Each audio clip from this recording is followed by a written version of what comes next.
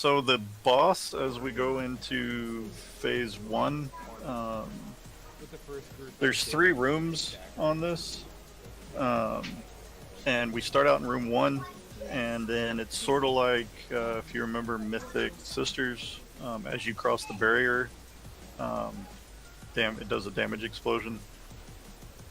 The boss has pretty much one big mechanic that you're seeing right now, Sanguine Strike. It is completely dodgeable by the tank, and it increases your damage taken by 50%. It is a cone for 15 yards in front of the boss, so everybody needs to make sure they're not in front of the boss when she's casting that. The winds that you're seeing there is pretty much just like the Gul'dan winds. They just push you, and the side of the room that they're pushing towards fills up with fire, and it's going to hurt. Purifying Flames you just saw, a swirly appears under everybody's feet, and 2 seconds later, it explodes. So basically, don't run where somebody else was standing, and don't just stand still when this is going off. The Sanguine Static, or Purifying Flame, sorry, only happens in the room that the boss is active in. So as people move to the other room, they're not going to have to deal with that until she gets pulled into that room.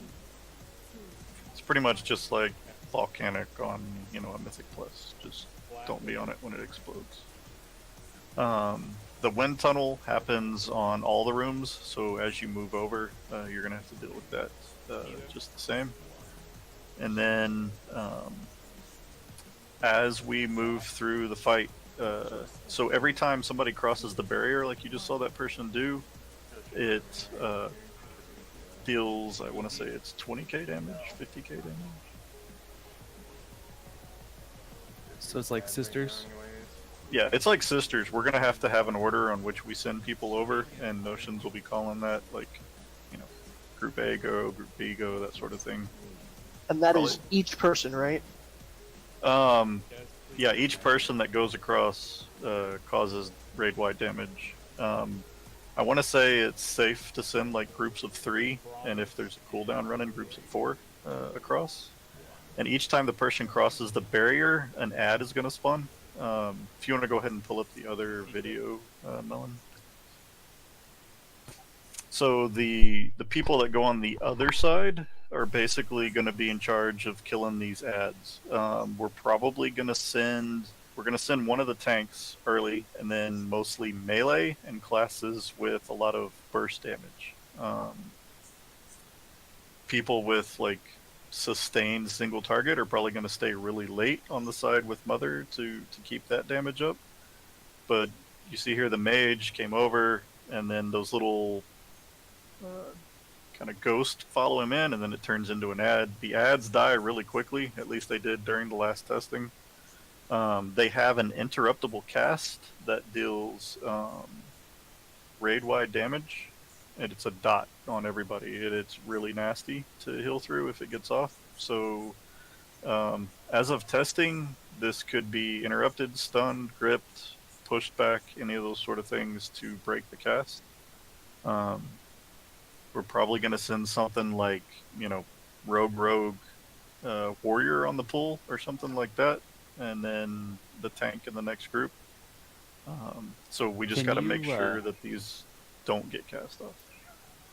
Sorry to interrupt, but on the other side, so say that I'm a warlock on the other side, can I target the ads as well, or do I? No, like you can't even. It's a wall. It's line of sight. You can't even heal through it or anything like that.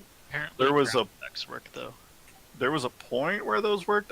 I assume they're gonna have that fixed for live.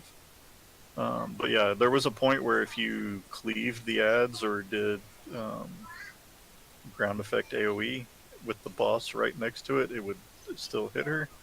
I'm fairly sure they're going to try and fix that. There was also early testing where those walls, like where you go through the wall, it was straight, and for the winds, people would just stand there and cheese the wall, cheese the winds, but they fixed that eventually. So once the boss moves into the second room, we start getting, it's all the same mechanics, but they add in the lasers that we saw just a second ago. They are pretty lethal. I don't have the damage written down. So they do two things. They do a top down, which is we'll get the swirls on the ground like that, and that's the safe area. Everybody wants to get there. Be cognizant of the fact that the boss is still going to do her cleave, so the tank should try and make sure she's pointed away. Mage got lucky there. That's the other lasers. Is they come from either the left or the right of the room and come across, and anybody who's in the path of the laser blinks. I know you can blink through them, things like that. How did the mage know where to stand there for those lasers? That's why I said he got lucky.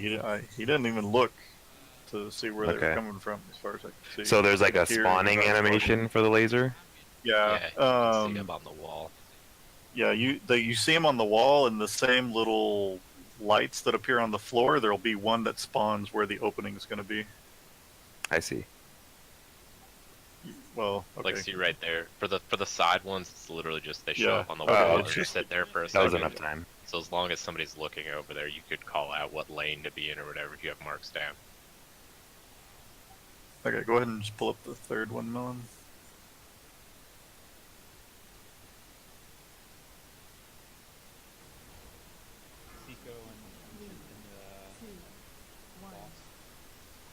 Can the winds and the vertical lasers overlap? Yes, as far as I know, most everything can overlap, so you're having to stay in the stay out of the winds and try and avoid the lasers. So here, they're transitioning to phase 3, I'm pretty sure. So okay, each room, once the boss enters each room, we have 3 minutes to transition her out of it. Otherwise, the room fills up with fire. Once she enters the third room, and we deal with the ads from the tank and a healer coming across last, there's no more ads. It's pretty much just burn the boss, and she takes double damage. So this is where we'll lust and burn. Like, as you can, I mean, they transition her at like 75%, but they're gonna do, you know, half the DPS are in the other room most of the fight, but this is the point where everybody's in the same room and we burn the boss. It's pretty much all the same mechanics, just all of them at the same time. Everybody's in the room, so you got to deal with her cleave, you got to deal with the fire, and the lasers are coming fairly often here, it looks like, and then the winds. It looks like they took it out for Heroic, at least, but there used to be, if anybody remembers, the Hallian beams, where it was 4 beams going in a circle. They had that in on testing at one point on Heroic. It may still be in on Mythic. There is a GIF of it in the Strat section, just in case, so people can see what it's like. But we may have to deal with that. But pretty much, if we get to this point and everybody is just able to dodge things, it's a fairly straightforward encounter. We'll have the kind of the order of everybody going through the walls set, so it should be just a simple case of people listening for when their group is called, going across, taking care of the ads, making sure the cast doesn't get off, and everybody making sure you're not in front of the boss. Besides that, it should be a fairly simple kill. If we can kill the boss early, we'll also get to this one on Mythic the first night. Or if we can kill Talik early. But unfortunately, the Mythic for this fight didn't get tested very well. So essentially, 3 different types of ads spawn. The same DPS ad that is on Heroic. A healing ad, which puts a debuff on a player that lasts for 12 seconds. When it falls off or is dispelled, it spreads a new debuff to anyone within 10 yards. So essentially, you've got to run out, call for a dispel once you're at a safe distance, and then get back in. And then there's a tank ad, which increases the damage of everybody else, all the other blobs, within so many yards by 10%, and that stacks every time he casts that.